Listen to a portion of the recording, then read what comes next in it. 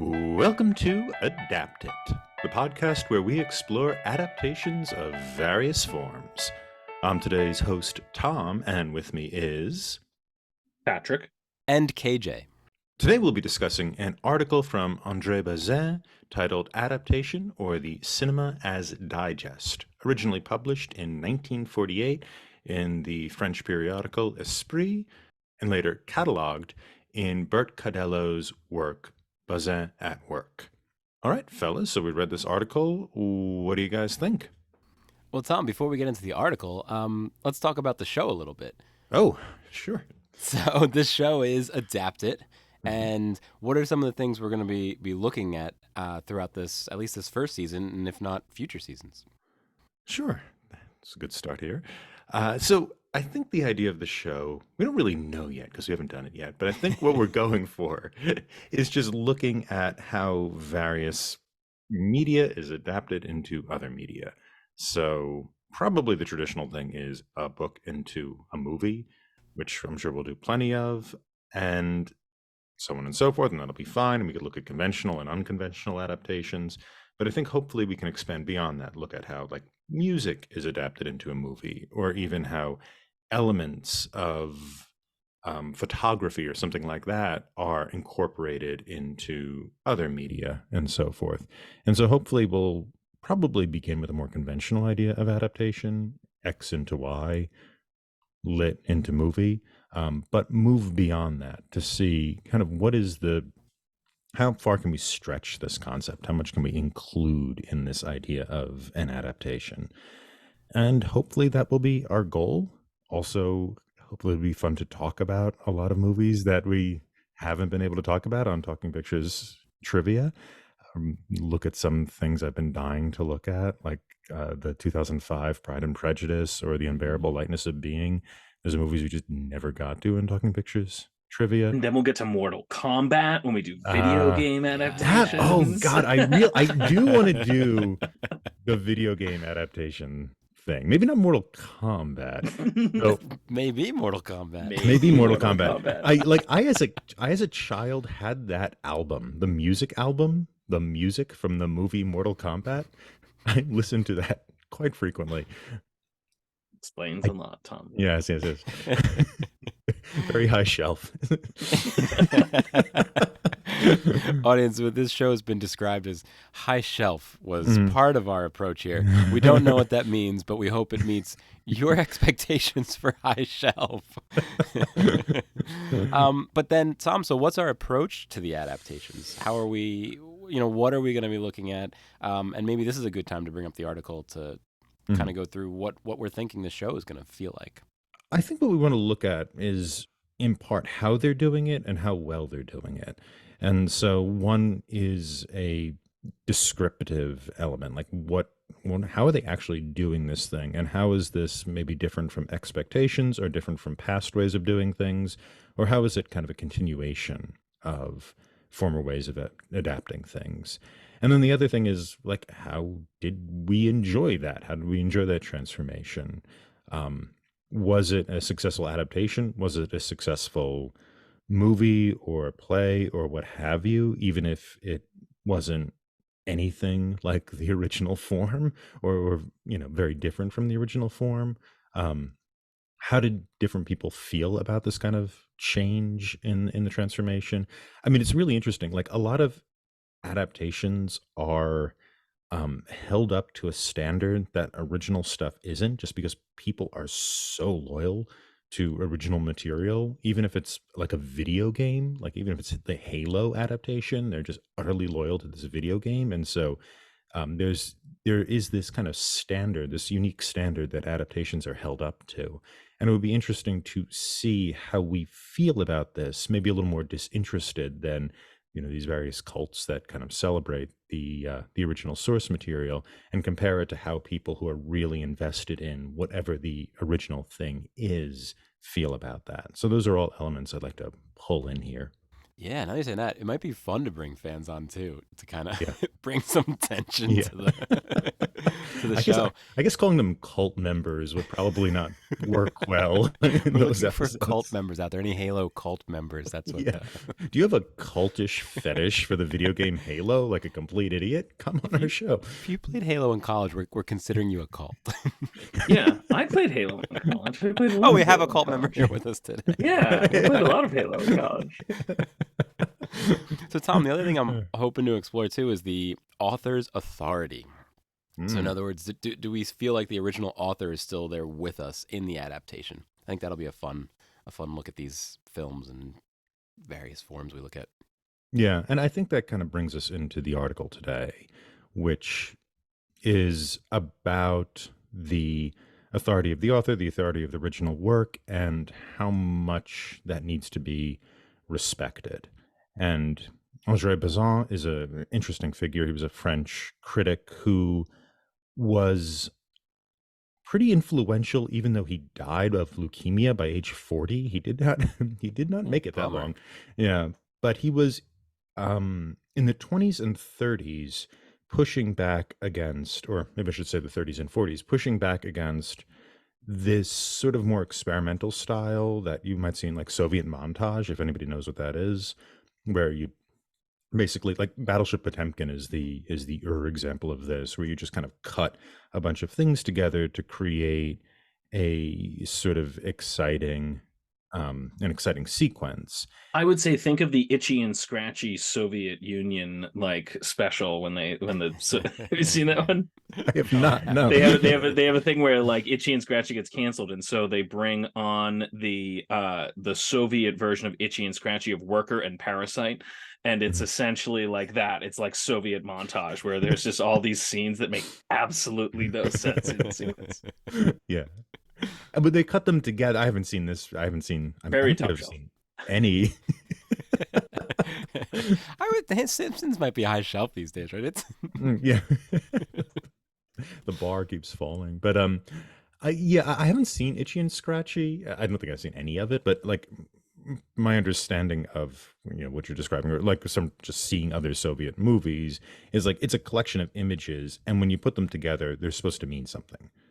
Right. So either like Battleship Potemkin, it's like we're showing a battle scene, and the images are somewhat jarring, but they're still part of like a sequence that is soldiers firing on these people on these stairs, on the stairs of Odessa. But a lot of Soviet montage is also just different images that are jammed together, and there's supposed to be a sort of message that comes out of the juxtaposition of different things. Bazin was not interested in that, and he thought that was not very good.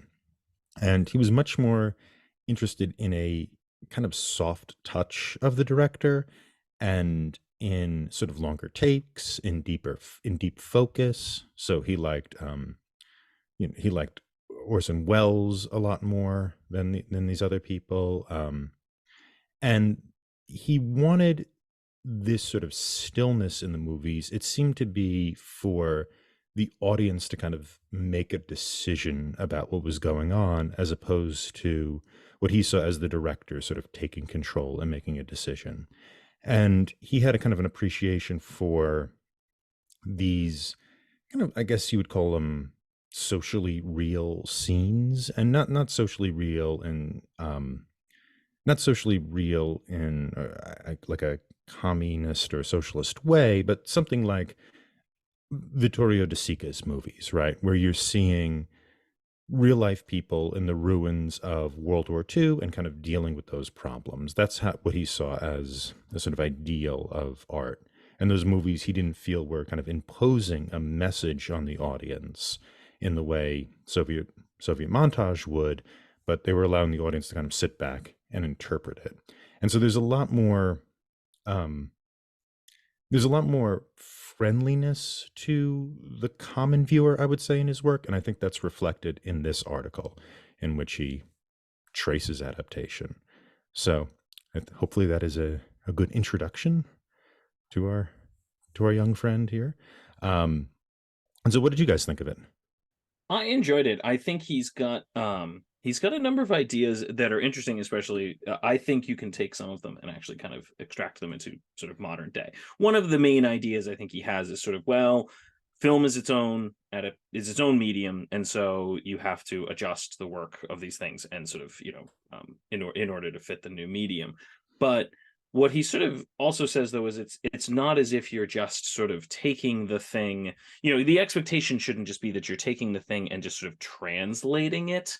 That's what I think is one of the more important things. Like, this is what I was thinking, is it's not what he's sort of saying is, in this example wouldn't have existed in his time. But what he's saying is, if you're taking a novel and you're turning it into film, this isn't like books on tape. It shouldn't just be that you are taking the book and sort of just reading it back, but in film form.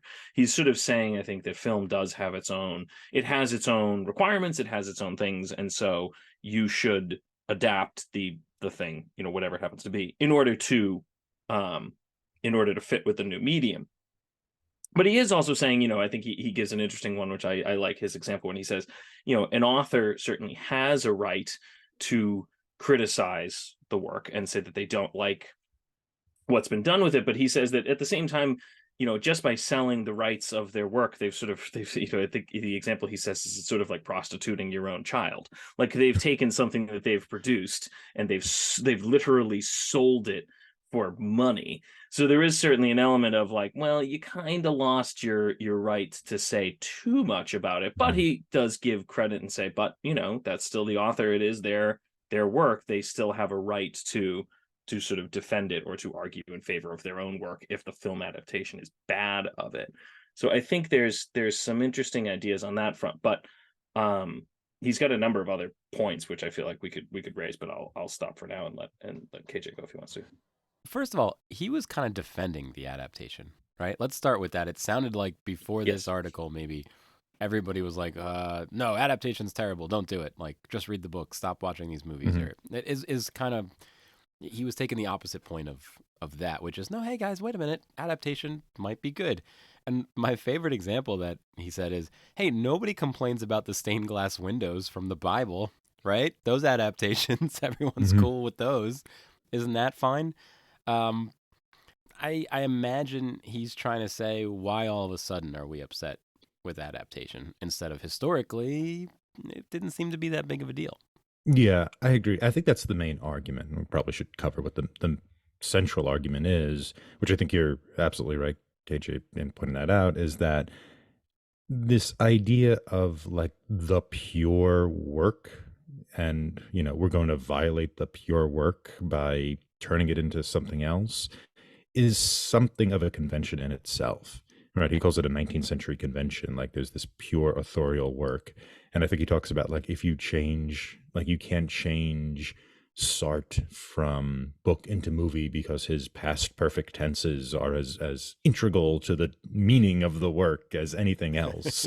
And so it's just this, utterly pure thing that came out of the genius author's head. And I think, yeah, Pat, you're right too. He has a very diplomatic tone about all of this.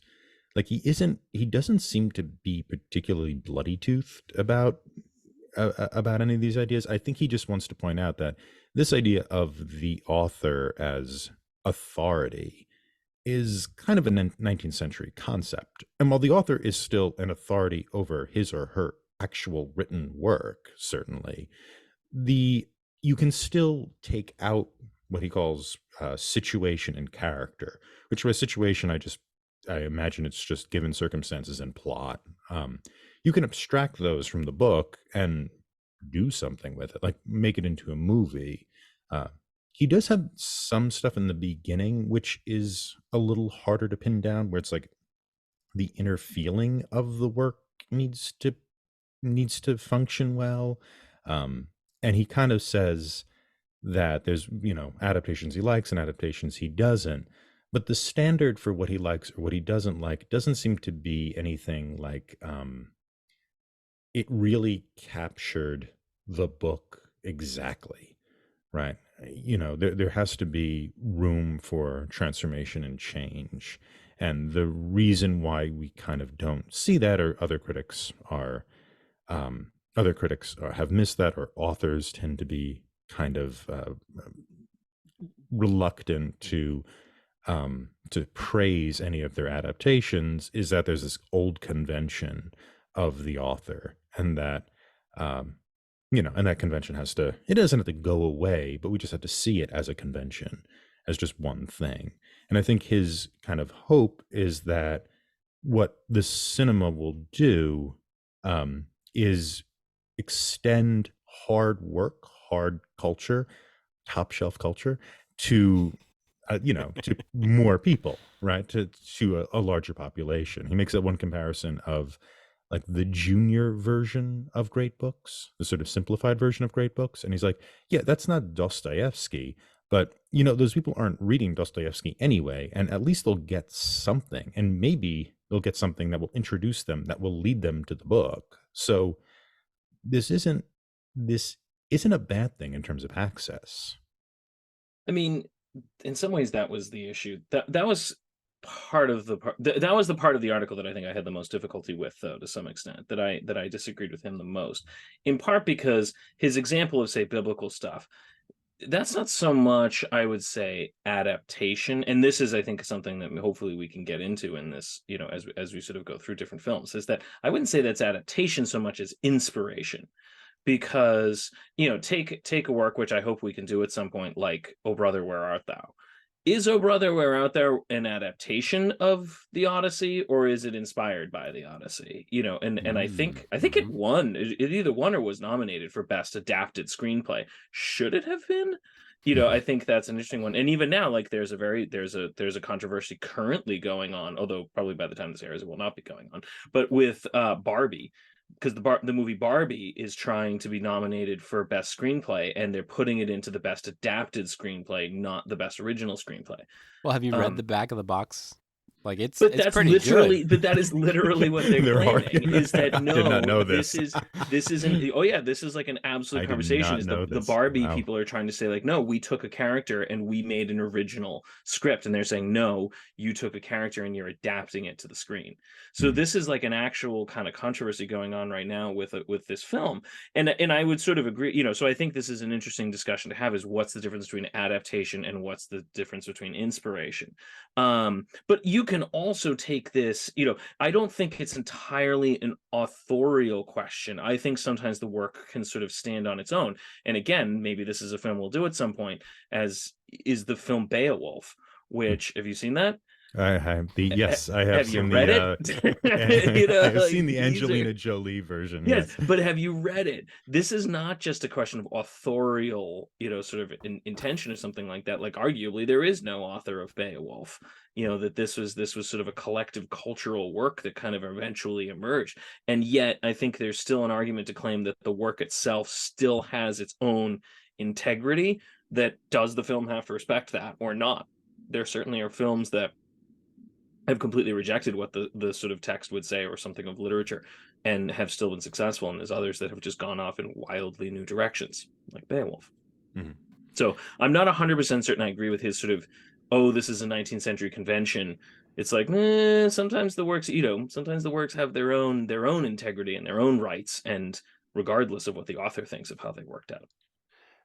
Yeah, I would agree with that. I do think, I would agree with that in part. I do think there is a confusion of category in terms of what you're calling inspiration, what we might also call it like intertextual material. Just like, Cupid is something you're going to see in a number of places. So have your PhD in English. When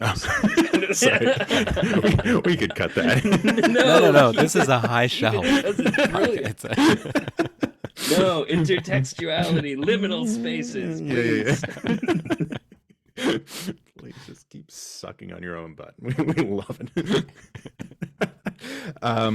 What was I saying? Oh, yeah. There's this idea that I think he's confusing, or there's a categorical confusion I think you're pointing out, right?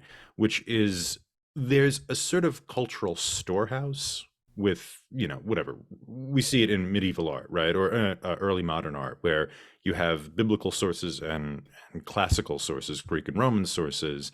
And so when you're, as he's saying, as Bazan is saying with the stained glass, it's like they're adapting this story from the Bible. And it's kind of like, that's not adaptation in the way John Ford's Of Mice and Men is an adaptation of Steinbeck.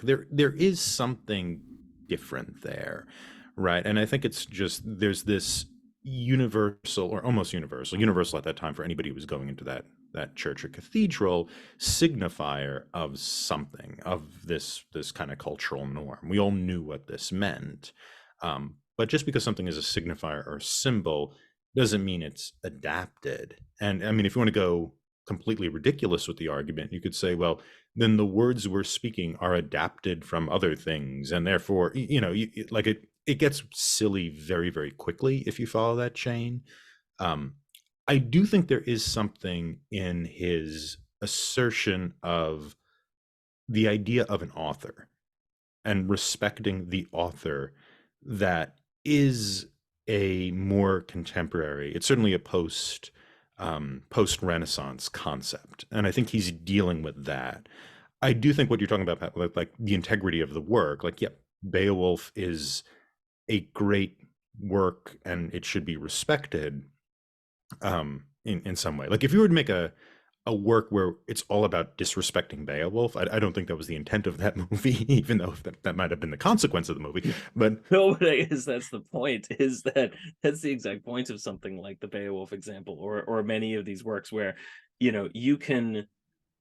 you can take a work and you can, again, like I'm trying to think of like a good example of something where it's a classical work that sort of had things added into it that sort of were like, oh no, that totally makes sense, like that fits well with, I mean, I think that's sort of what he's getting at the beginning of the piece here, that you said you don't quite, that there's this element where it still has to fit tonally, it has to fit contextually, it sort of has to make sense within the work. Like if you're going to make a quote unquote true adaptation of it, you have to actually make sure that it fits within the original. Otherwise, I mean, and this is something we'll talk about, like what did they become if they're not? Do they become, to your point, if you made a work that was completely disrespectful of Beowulf, that's just parody, which is its own form of adaptation. There, parody is a form of adaptation. It's a form of adaptation that's a mockery of the conventions of that piece. So you can do it, but then you certainly can't say that like you're respecting the original piece. So at what point do you just become a mockery? Like what happens with some works where you just sort of go and say like, well, what happens if we insert Angelina Jolie in here and make this sort of like the absurdity that thing became? Yeah, we have naked Angelina Jolie doing Anglo-Saxon work. Yeah, so I think there's a few things going on that aren't entirely clear, that he's confusing in his essay. And I think he makes one, so I'll try and cover that. And then I think there is something of an answer to your point of like respecting the integrity of the work, which is this sort of like, what he talks about towards the end, where it's like, let's take the work and the adaptations sort of together. Right. He talks about this, I think, on page 62 about Of Mice and Men. Right. It's a single work with three sides to it: play, movie, and book. And so there's this sort of like, just take it all. And I think with, his idea with Of Mice and Men, I guess, is like an equilateral triangle where each side is about the same size as everything else. And I think with Beowulf, that it's not going to be. One side is going to be much, much shorter than the others. And that might be the Robert Zemeckis movie. So I was a little confused. I don't know much about Of Mice and Men. It was originally a book by Steinbeck. Is that right? It was. And then did he write the play and the third side of the triangle? Like, isn't it weird to give credit, as much credit to the adapters as the... Oh, he did write the play. He did. Mm-hmm. And then John Ford made the movie. Okay, got it. I think I've only seen the Dustin Hoffman version of... Oh, no, that's Death of a Salesman. Never mind. Oh, you're thinking of the more recent one is John Malkovich and Colonel Dan, right? What's his name? Lieutenant Dan? Lieutenant Dan, yeah. I can't remember the actor's name, but anyway. Okay, that makes a lot more sense, because I was a little surprised when he was saying that, because like if you take the original work, whatever it is, and if it's considered really good, in other words, next week we're going to be looking at Lord of the Rings. If we were making a Lord of the Rings triangle, we're putting Tolkien and Peter Jackson equal to each other, and honestly they're pretty close, right? I think there's an argument to be made that they both made really good pieces of work. But very different, but they both made substantial contributions to their... Would Tolkien be okay standing next to a guy who just adapted his work and said, yes, now we're equal sides of the triangle? Probably not, no. But I think this is part of his point. I mean, maybe he would, maybe he wouldn't. I don't know. I kind of think Tolkien would, based upon Christopher's comments about adaptation, his son, I think Tolkien would be a little suspicious of adaptation. But I think part of the point of this article is, one thing is, well, now that Lord of the Rings, the movies exist, if you're a fan of Lord of the Rings, the book, you're going to have to talk about the movie. I mean, you could try to avoid it, but that's kind of part of the cultural context of the books now, is that they became these enormous blockbuster films. And even if you want to talk about the movie to dismiss it, you're still taking it, right? You're taking the three of them. And then the other thing that I think Bazan puts forward, which I think he confuses in his paper, but I think is also an interesting point, is this 19th century idea of the author, which is not the Beowulf idea of an author. It didn't exist in Beowulf's time. It's really very much probably like an 18th century invention that came along with the rise of intellectual property law. Well, reappears. I think you can make the argument that classical civilization certainly had that. Virgil wrote the Aeneid. Like that's without a doubt. It's a concept that disappeared, but it reemerged. I think you can argue Sure. in the 18th, 19th century.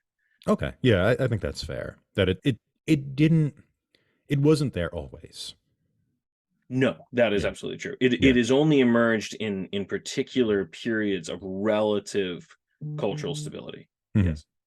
Okay, I think that's fair. But I think in Europe it reemerges probably in the late 17th century into the 18th century. Because even if you look at Shakespeare's stuff, Shakespeare never seemed to care about preserving his own material or putting his name on things. The only reason Shakespeare made a lot of money was because he owned the theater company that his plays were in. He made no effort to preserve his plays. That was done by other people. But then you get somebody like Ben Jonson, who made a lot of effort to preserve his plays and made his own portfolio to protect them. And so there seems to be a point there in the 17th century where it's like we start to again think of ourselves as authorities over work. And then by the time you get into the 18th century, you actually get, in 1709 or 1710, it was called the Eighth of Anne, and it was like an intellectual property law where the person who somebody could actually own intellectual property of a written work, and like you could sue someone if they printed that work without your permission, which is what happened in the 18th century a few times. And that kind of set the standard for, eventually by the end of the 18th century, like an author owns an intellectual property, which is a weird thing, right? It's the first time, I think, or one of the first times anyway, where it's like non-physical material was given the character of ownership in a civil court. Are you going to plug your paper here? Are you going to plug your paper? I won't. No, I know. Oh, come on, plug your paper. I wrote a paper about this audience, so yeah, that's it. It'll be in the yeah.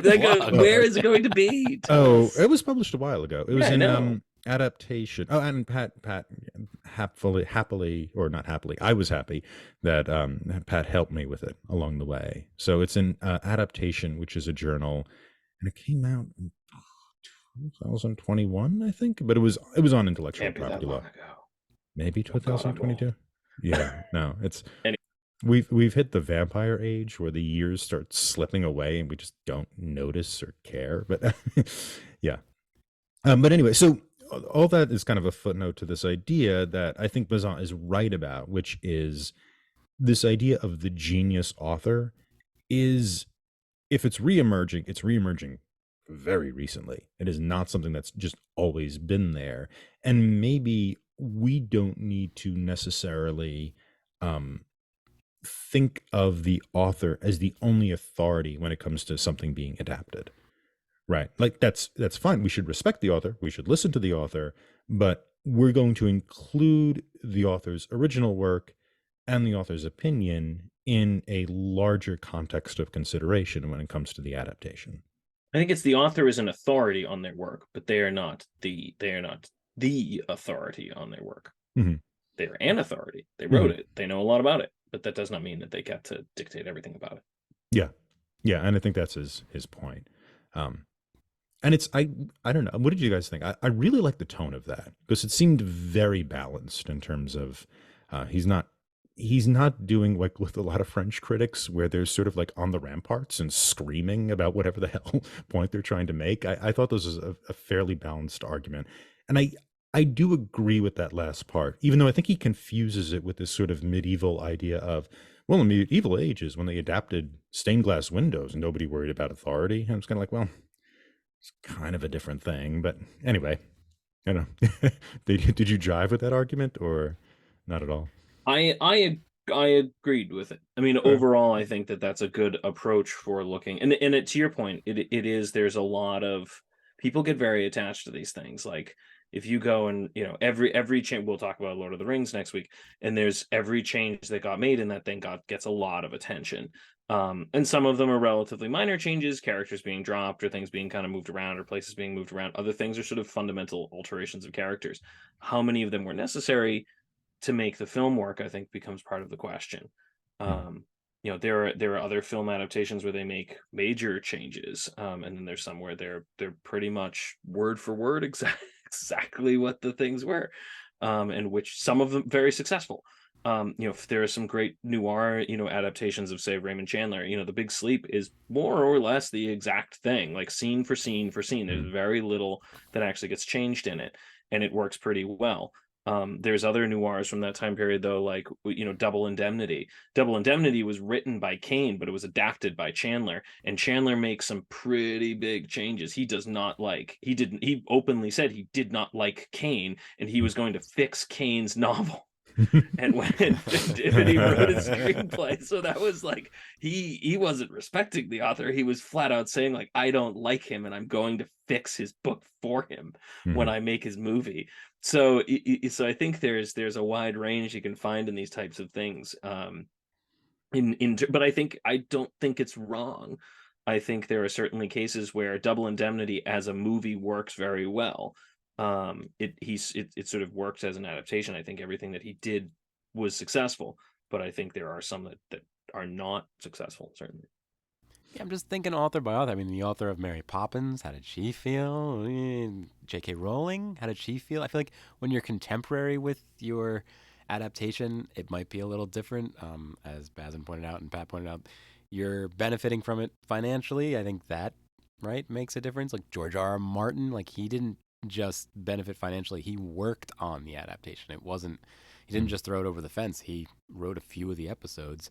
And now that I'm thinking about the stained glass windows, how many years between when the stories were written, I don't know, around 300 AD or something, to the stained glass windows? Like, no wonder nobody was upset. If it's been 1,000 years, like, what's. The Bible was written in 300 AD. That is true. It was a little earlier, but anyway, Earlier, it depends yeah, on when you're looking. I mean, it's not that much earlier, but it depends on yeah, which sections you're looking at. But mm, yeah, Well, yeah, what are the stained glass windows based on? I'm kidding. I'm kidding. We're getting yeah. low shelf. We're getting We're low getting shelf. low. Yeah, I guess it's an interesting point because it's now the author is so close to the stuff, right? That's your point, Right. Now AJ. Yeah. the adaptations, well, Mhm. at least compared to the stained glass window example, the authors are either contemporary or they were maybe sometimes waiting for the author to die before they did the adaptation. But it's right there. It's not Mhm. hundreds of The years. Mickey horror movie, Would What'd you say say? that. like the Mickey horror movie, or the Winnie the Pooh. Oh, The Blood and right. Honey. Can we do Blood and Yes, Honey? we can do that. We should. There is I a don't think I know about this. it's a Winnie Oh, the well, Pat, oh please, please. You I think you shared it with me. No, no, no, my I'm pretty sure I brother sent it to you because did. they're hilarious. I was gonna Yeah. say I I think was you and my brother both sent it to me and independently. so the Winnie the Pooh one was Winnie the Pooh entered public domain last year. So it's interesting though, not the Disney version. I think you can't show him with like a red shirt, otherwise that's like the Disney version. But the A.A. Milne sort of version entered public domain, so they made like a horror film. And I think they were making it during the period, but they couldn't release it until afterwards. And it was called like Winnie the Pooh Blood and Honey, and it was a horror adaptation. Which again, is that an adaptation? Like, what is that? But so that was one where they did that. But now there's like a big thing with Mickey Mouse because the original Mickey Mouse has finally, like the Steamboat Willie Mickey Mouse, has finally entered public domain. And there's like a whole controversy around how Disney is trying to maintain control over the intellectual property. But it still doesn't stop a number of people from recently, as of January 1, announcing that they were going to make like a Mickey horror movie where like Mickey's murdering people on a boat, because they're like, well, this is the Steamship Willie one. It's not the later Mickeys. It's not Fantasia Mickey. It's Steamboat Willie Mickey murdering people, or things like that. So there's sort of this like, well, it's free now. It's available. I can make what I want. You know. Yeah, there was that happened with actually Friday the 13th with the Jason Voorhees character, where for whatever reason there was a dispute over who had that, and briefly the rights are in the public domain, and it just became a found footage genre unto itself. People just made a bunch of Friday the 13th movies in this brief window they had and released them on YouTube. So you could find just a bunch of Friday the 13th movies that have nothing to do with the canon, if we want to use that term to describe the Friday the 13th movies. Which even in and of itself is a comical idea, that like people could sort of just go and be like, the whatever company owns it can sort of declare the thing canon, and then run with these things, and then they can declare things I think that happened with Disney, did that with a bunch of Star Wars movies, that they were like, okay, we're gonna cut these ones because these there's very odd things that happen. But this is the thing that happens with these stories, is people get really invested in them to a certain degree, that's like, if you alter them in a way that's considered not satisfactory, it can cause a lot of emotional response.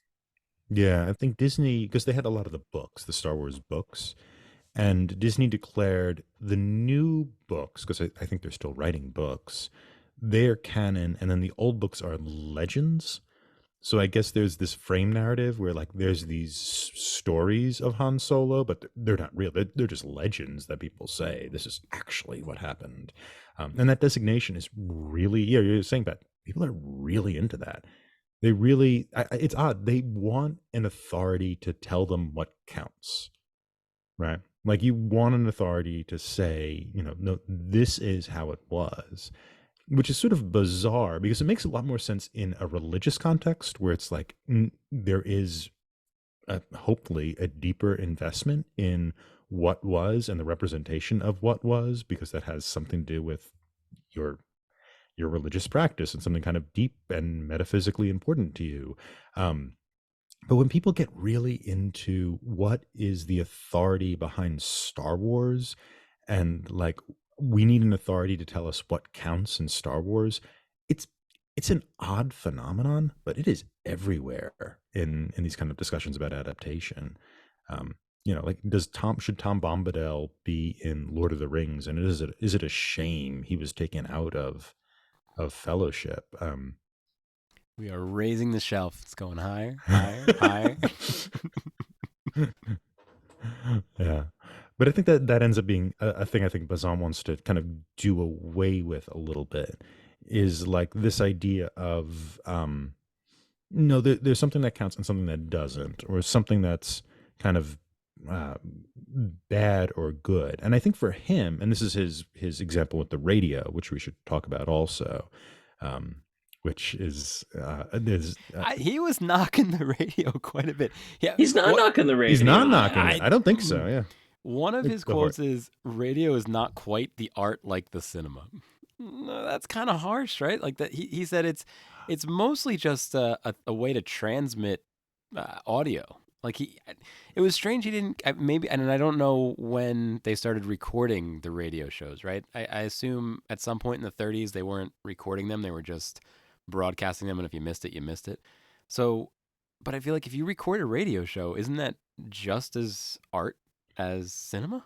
But I think one of the greatest arguments you can make about it is, well, people watch films from the 30s and the 40s. They read books from the 30s and 40s. They look at art from the 30s and 40s. They don't listen to radio broadcasts from the 30s and 40s. Mm-hmm. You might listen to music, but you're not listening to radio broadcasts. And that's, I think, the key point is music is an art form, but radio is just a way of transmitting that art form. It never became a medium in its own right. Yeah, so you're saying like The Shadow, or maybe one of these detective shows, right? For whatever reason, that didn't make it into the zeitgeist still. And I mean, it's like I a listened to that strong radio word show here. as a kid, The Shadow. Did you? But I like that. I know But people it's not a do. common thing. Yeah, yeah. But I know I people do. But I it's know sort of like your point, Pat. Yeah. there's a big difference. Like I don't think anybody listening to those would think like that is like I listened to the Shadow radio broadcast and it was beautiful. Like that was just an amazing. Like I Very left high that and it was a shelf. really great experience. You know, like, no one was doing that, and I don't know if you can. Like I don't know if radio ever could have risen to by itself a medium in its own right that could be an artistic medium. I just don't think it could have. Yeah. I mean, Samuel Beckett did do some radio plays. There are Also, some. yeah, I mean, there's a lot of opportunity there, but I think you're right. There is something kind of left off. I think with Bazan, though, a lot of his point is cinema is a place you go to. Right, he's not really living in television culture yet because this is the 40s. I mean, you had a TV, but it wasn't like you can see whatever movie you wanted. So, like, cinema is a place you leave your house and you go to it and you sit down in a place and there you are. You have to do it. There's an activity to it. While with radio, it's background noise because people don't like silence. I mean, KJ, I think you mentioned this to me in text at one point. It's like, wait till the phone comes along, buddy. Wait till the smartphone comes along. Right. Because Yeah. it's like, oh, the radio, it's flooding people like humidity. And it's like, oof. I mean, he's There you probably go. not wrong, right? Like that probably felt incredible to have a constant stream of somebody talking into your ear all the time, in the room. But yeah, no, I mean, obviously since the 40s, we feel way more inundated with everything than just the radio. But I think that's why the article still is aged fairly well, Mhm. because that concept is still exactly here. And it is a question of, is there, and I'm not I don't spend a lot of time on YouTube or anything like that, but is there a lot that's being produced on YouTube that's going to be still watched in 100 years? Tom and I recently watched a YouTube series called The Vault. Oh boy. And I really enjoyed my view of The Vault, but I do take your point, Pat. I don't know if I'd recommend that to somebody. And I think his point is that there's a question of and again getting back to adaptation, there's like the adaptation you're moving from and to there it has to work almost, and I agree. He kind of calls it an almost sacramental nature, that there's sort of an intentionality, there's sort of like a ritualistic, he's going with the film kind of concept, that there's sort of this ritualistic aspect going to the theater to watch something. And I think he sort of gives that the contrast of Beethoven and listening to Beethoven on the radio as opposed to going to Beethoven in a symphony, that those are very different experiences. The question does become, well, okay, well, what would he have made of television? I think television, for some reason, actually does eventually become a medium that actually kind of works. I don't know if there's something about the visual aspect of it as well. Now, it's a lot. Actually, I shouldn't say. Is it a lot easier to get bad stuff on TV than it is to get bad stuff in cinema? Probably not, actually. There's a lot of bad in both. Maybe another way to think of it, the percentage of TV episodes that are going to survive time is far less than the percent of movies that'll survive time. I would agree. Yeah, that is certainly true. I was going to say his other point about the radio, though, is the positive aspect, which is it democratizes Beethoven. Right? Yes, we can't go. Hearing the Fifth Symphony is something you have to do in a hall, in a hall somewhere, and go to it and buy a ticket and sit down in your nice clothes and what. Most people can't do that, and so one of his points, I think, is it's not the same experience, but it's giving some people who never before had access. And so this isn't an entirely bad thing. It's not a degradation, because those people who before the radio just never had Beethoven, and with the radio they were not going to go to the concert hall anyway, so at least they get something. And I think that's where he sees this sort of promise of radio, and where I don't think he's exactly just dismissing it outright. I think he's maybe a little annoyed, and you could tell it with like the example of the cat, where he's like, in the radio broadcast they talked about how only male cats can have 3 colors, or is it female cats? He's just sort of like, there's a noise vomit coming out of it, but there's also possibility there. Another thing he said, The problem of adaptation for the audience is much more evident in the case of radio, and then compared to cinema is what he was saying. So I don't know. He was pretty harsh on. But I think it's the same. I think you can replace radio with internet, and it becomes essentially the same discussion. That's because so interesting, Pat. Because the first thing that jumps in my mind is we are we are that noise. Like, oh yeah, yeah, that got better. You are right. No, I mean, but it is exactly true that this is the type of thing where you're giving voice to a bunch of people that wouldn't normally have a voice. And that's a little different too, because the difference between YouTube and the radio is there's still somebody who's gatekeeping the radio, mostly. Yeah, but to go to, I don't know if it's Pat's point or Bazin's point, but so sure, Beethoven was in the hall, Beethoven was on the radio, but way more musicians could get into your home than you would have gone to see. So yes, via so radio. The radio, yeah. sure, it gatekeeps a lot more than the internet. But if you look at the radio compared to what happened before it, it must have felt like the floodgates were open. Oh yeah, and I think that's his point. Is like they're opening. This in some way is kind of an improvement over what came before. Now there's a detraction, and the problem is there's just a flood of sound. I mean, I think Richard Weaver had a term for this. He called it the great stereopticon of this like constant noise that made up modern society, which I love that term.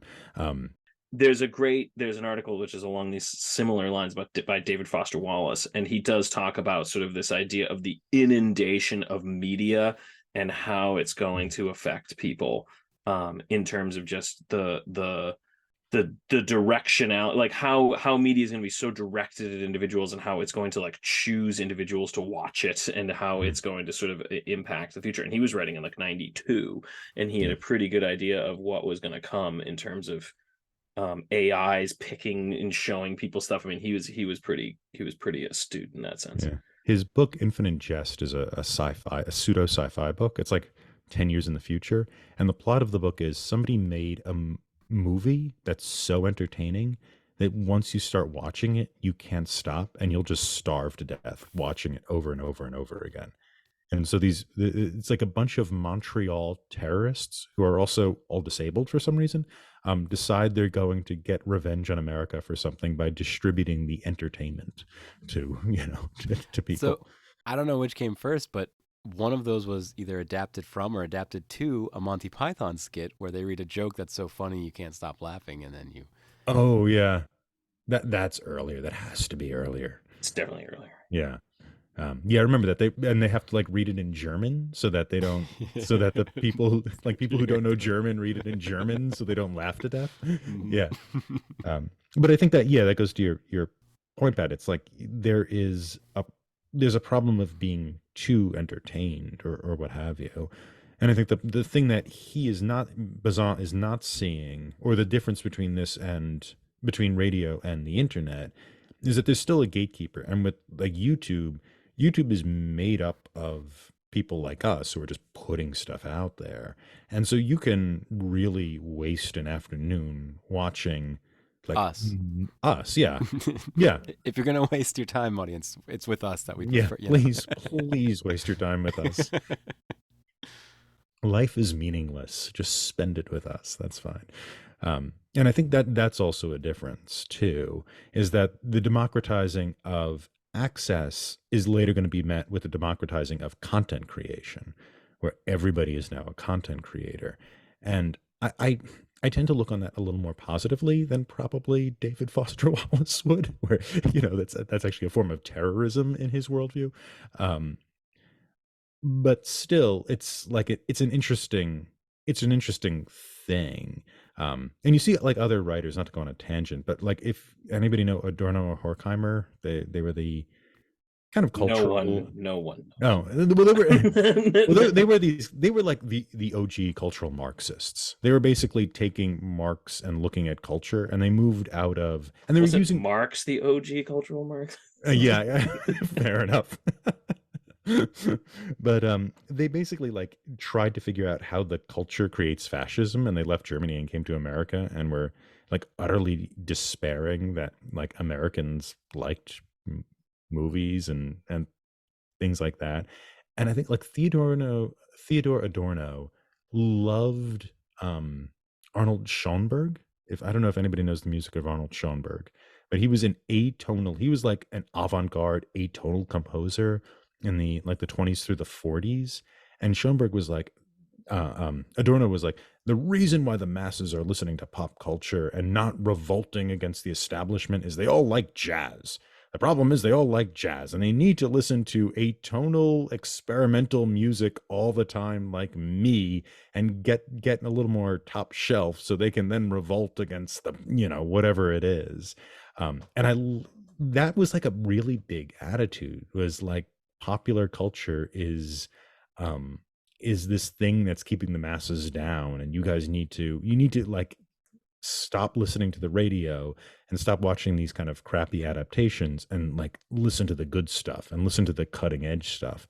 And what I really like about this article is I think this author's concept of democratizing things, Bazan's concept of democratizing things, is based in an acceptance of popular culture. I don't think a celebration of it necessarily, but I think there is certainly a like, okay, we're going to consider this and we're going to consider it as legitimate, um, and judge it by its own criteria and not have this sort of hierarchical thing where we all listen to atonal 1920s German music and pretend like we like it. This discussion started to make me think about what exactly disposable means. Because it sounds Yeah. like the less disposable something is, the harder it was to create, the higher art form it might be, it's going to last longer. And I wonder if how disposable something is how much people are going to care when it disappears. So it's very disposable if nobody cares that it's been thrown away. And maybe that's part of what Bazin was talking about with the radio specifically, but I'm sure he would agree that podcasts are quite disposable and maybe some of the stuff on YouTube as well. But I wonder if disposable is kind of the word we're looking for. The only thing I would throw out is, at least as far as disposable, I wouldn't know if it's disposable because, well, it's disposable because, for example, theater is probably the most, there is no permanence to theater. You either you see it and then it is gone. It is probably the most sort of, I think I mean culturally disposable, right? Cats is going to be around for a while, one way or another.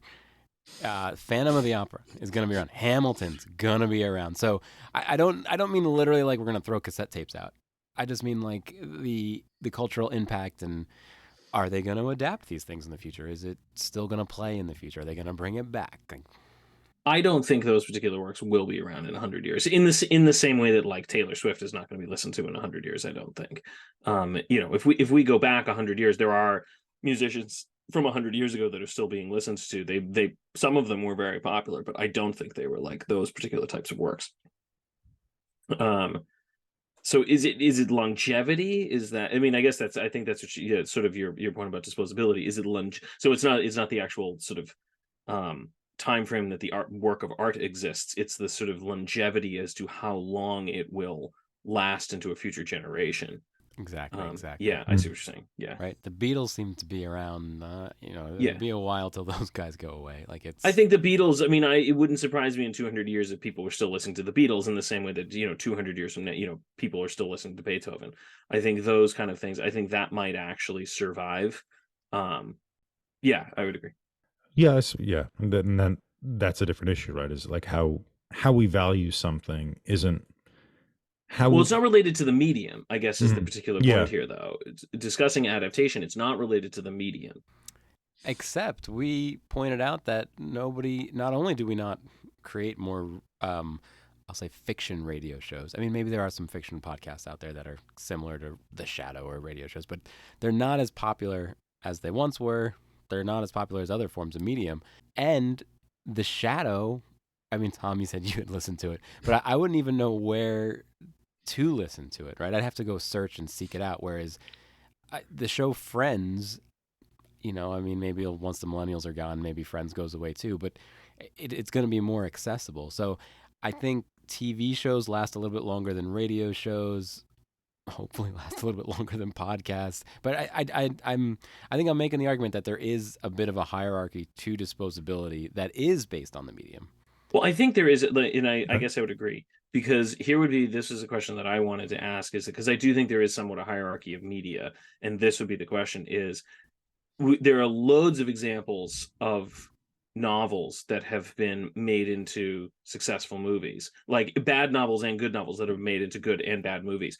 Are there any examples? He gives one in the essay here, actually, which I didn't realize had been a film first. But are there any examples you can think of films being made into good novels? And is that a hierarchy, or is that That's the question. just right? Yeah. Okay, great. Is Can that Yeah. a can you do it? Like, can it mm-hmm, be done? He gives one example of Man's Hope, which I didn't realize had been a film first, and Mhm. then the written work came afterwards. There are so few examples. Like, there are loads of examples of. I mean, we referenced them earlier, of sort of like, the Star Wars novelizations, or I mean, I remember growing up and we had like a whole series of Indiana Jones novelizations. Like, those exist, but there's no way those are good, and they were never meant to be good. They this Yeah. is were a meant high They're to, shelf pulp. show, guys. yeah, Mhm. they were meant to make money. They were pulp. Mhm. Yeah, they were meant to churn them out. You read them, and then they were meant to just disappear. So are there any? And this is it a question of hierarchy, or why is it that no film are made into good novels? So I think we got to look at the economics here. Films are so much more accessible that you can get millions of people to watch a film. You might get a million people to watch, or you might get a million people to read a book, but in reality, less people will read a book, or there's less money to be made with a book than a film. So even if you did go from movie to book, because it's not going to be as popular as the movie just by the numbers, you either may not hear about it. I mean, But there are plenty of, but I can't just be economics, because there are plenty of movies that are considered great works of art that didn't make any money.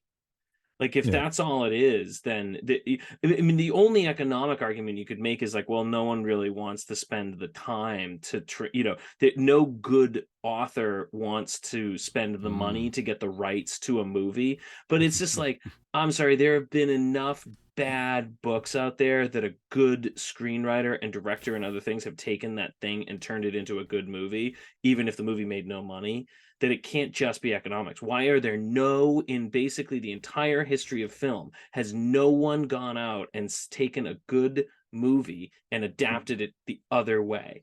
The Mhm. only direction it goes. So is there a hierarchy here?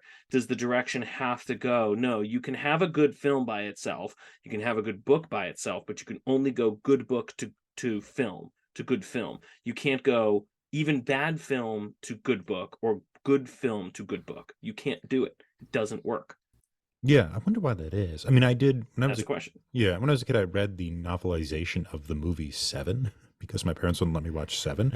So I guess these things exist, but I would not call that a quality piece And of writing. is it because film is so, and there's a number of arguments I think we could make, and I think you'd have to look at some of the things and try to determine that. Why is that? I think it's a good question we could Mhm. have as a question to discuss in this Yeah, series, is yeah. why doesn't it work? yeah. Why doesn't it go the other way? No, That's true, and it just seems that maybe it is a hierarchy, and it seems as if so. The impression I get just from popular culture and talking to people is that people tend to value the book more than the movie. They tend, well, if you read the book, you know yeah. that the book is much better. You should have read the book, that type of thing. Even with The Godfather, which is a dreadful book and a very good movie, people will still. I know people who'll be like, "Well, you really should read the book. That really has the good stuff in it." And so there's this odd, I think, overvaluing of the book of something. But yet they don't, you're right, they don't make books out of movies. And I don't know what because it must just be, there's this idea of like audience size, that there's this idea that the movie, even if it doesn't capture a large audience, it is intended to capture a large audience. And books are just nowadays, they don't capture the audience that a successful movie will, even a Then successful book. but what about 50, 75 years ago, 100 years ago? That wasn't true. 90 years ago, you Hmm. still had a very wide reading audience. Why didn't anyone make a good artistic book out of a Out movie? of, yeah, out of like And Broken that's Blossoms or and something. again, yeah, and I It's don't think it can exactly. be economics. I just don't think it can be economics, because Mm, yeah, artists obviously are economically oriented, but that's not usually the goal of a work of art, is not that it's going to make money. mhm. I mean, I think I've read there's some author who did once say like any jerk. He didn't say jerk. I think he used a word, but he said any jerk who tells you he's not trying to make money from his writing is lying. But there is certainly an element of like there are. She ran into the closet. She started to turn. She kept turning and turning and turning 360 degrees. Well, that I think is part of the question. Is the problem that once it's been visualized, because maybe I actually don't know. Are there any? There's very few examples of plays that are turned into novels. There's the only one I can think of is All the King's Men. But there's very few plays that are turned into novels. But is that partially because? Is it because it's film? a visual thing that once you have a visual criteria, then you're not going along with the author, or maybe you will, but the author doesn't like that. I know that Thomas Harris, the guy who wrote the Hannibal Lecter books, has never seen the Hannibal Lecter movies because he says I wouldn't be able to write more Hannibal Lecter books if I saw Anthony Hopkins do it, just because I would just have to write. I presume that I would have to just write that because it's so visually arresting what he's doing, that it doesn't leave room for me to make something up. And that may be the problem with like looking at a movie and being like, okay, all the work has been done for me. I would have to actually reconceive the scenes in order for me to do something original on my own. So it might be like an ego problem where the author is just like, I want to write my own scene, but I keep seeing the scene exactly like how they're doing it in the movie. I want to write my own Pandora planet, but I keep seeing it how James Cameron did it. So therefore, I'm going to do something else because, like it requires so much editing or changing to make my own book that I'm just going to come up with a new thing. I think this is a good discussion to have as a meta, as an overarching discussion. Why does it work the other way? Yeah. Is there a hierarchy of genre? And then that ultimately comes to this idea, I guess maybe one of the reasons why radio fails to persist is that there's a lack of the visual. And that's what does radio have to offer that television or movies don't? And that might be the problem with there's too much visual in a movie for the movie to become a book.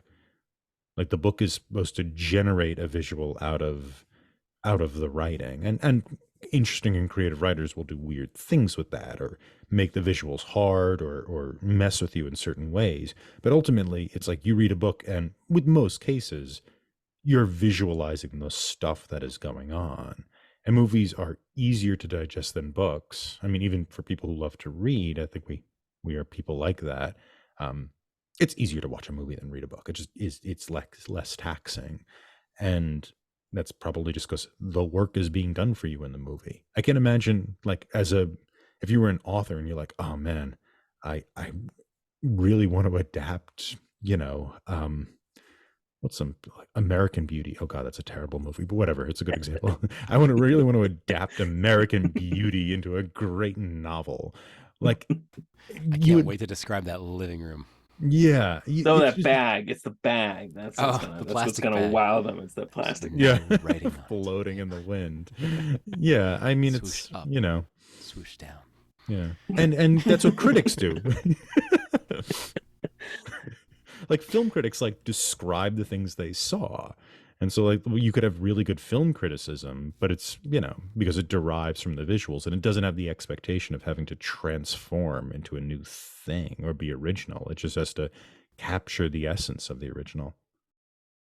I don't know. That would be my guess, but I think that is a good overarching conversation is like, is there a hierarchy of media? It could be a big theme of this show. Sure. We could make it real top shelf. Yeah. By the end, we could have an infograph. Yeah. People love infographics. What are the other movies? So I know we're doing Lord of the Rings next week. What are the other ones we're doing? Yeah, so audience, we don't have our schedule locked in, but we are thinking about doing things like Lord of the Rings, Three Body Problem, Charlie and the Chocolate Factory, Pride and Prejudice, Game of Thrones, The Trial, Super Mario Brothers, even Across the Universe, adapted from the Beatles discography. So these are some of the things we're Terrible thinking movie. of. Yeah. But that, to answer your question, Pat, that's kind of what we're probably going to be looking into. Yeah, the 3-body problem we're doing because I'm sure Chrissy has read it. Oh, I bought it for her. Oh, okay, yeah. Well, Netflix is coming out with the show, so we thought, I let's bought it. be I bought it for her birthday. I bought because it's a the trilogy, right? trilogy, yeah. Yeah, I bought all three for her birthday a few Mm, years ago. My wife loves sci-fi, so she's read a lot. mhm. Yeah, I think that is a good thing to put on the list. Like, how do we see media? How do we rank media? Yeah, I think it'll be interesting to be conscious of all the directions that our adaptations are going. hmm Yeah, and we could pick really sort of original types of media as well, things you wouldn't expect to be moved from one thing to another. I think what you mentioned, Pat, "Oh Brother, Where Art Thou," is a lot of fun because it's a really unconventional adaptation of the Odyssey, but it's also sort of alluding to um, Sullivan's Travels. That movie, the "Oh Brother, Where Art Thou," is a reference to another movie that the Coen brothers are kind of trying to pull in as a commentary on their version of the Odyssey. So I think that would be like fun because it's sort of a hodgepodge of unconventionality. Unconventionality. You can rate and review this show anywhere fine podcasts are available.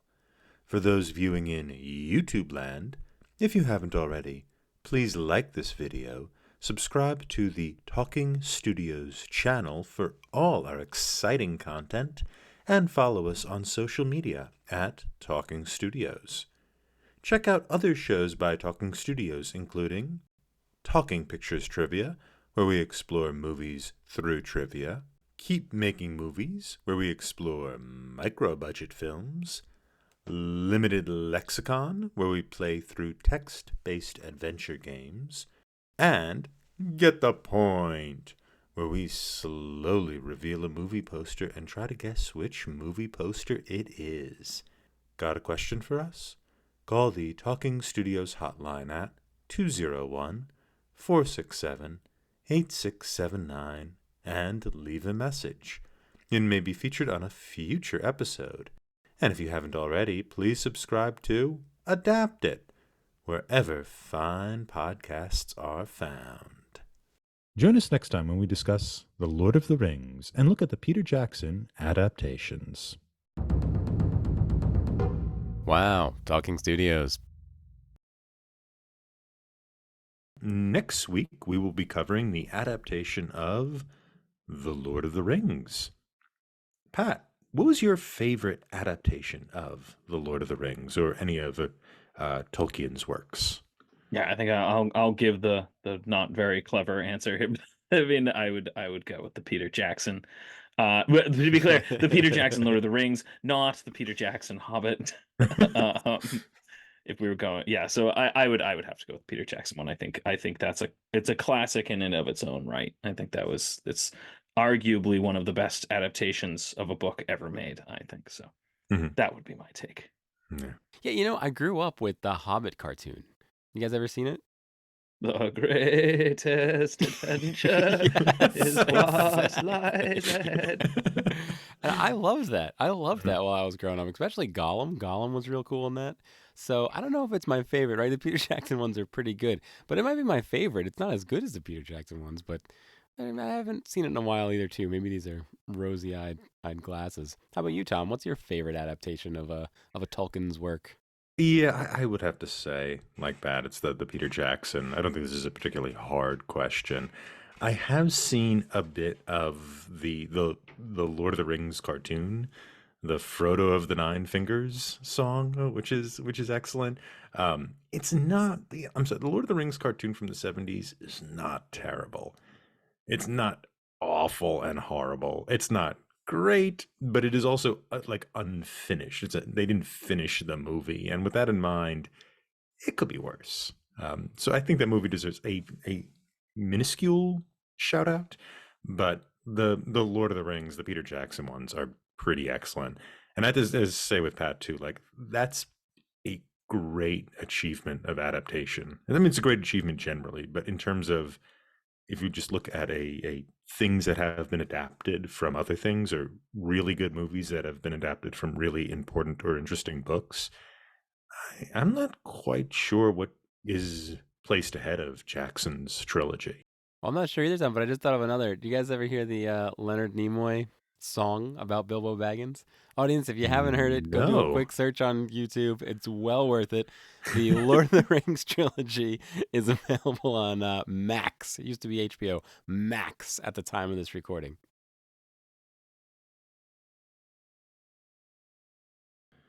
Oh, one more thing. Sorry. Pat, Tom described the show as a high shelf show. So I just wanted to... It's a high shelf show. Nobody seems to know. I don't know, but the guys at work think it's so funny. I don't remember saying it, but apparently we have to hold up to this standard. It's a high shelf show.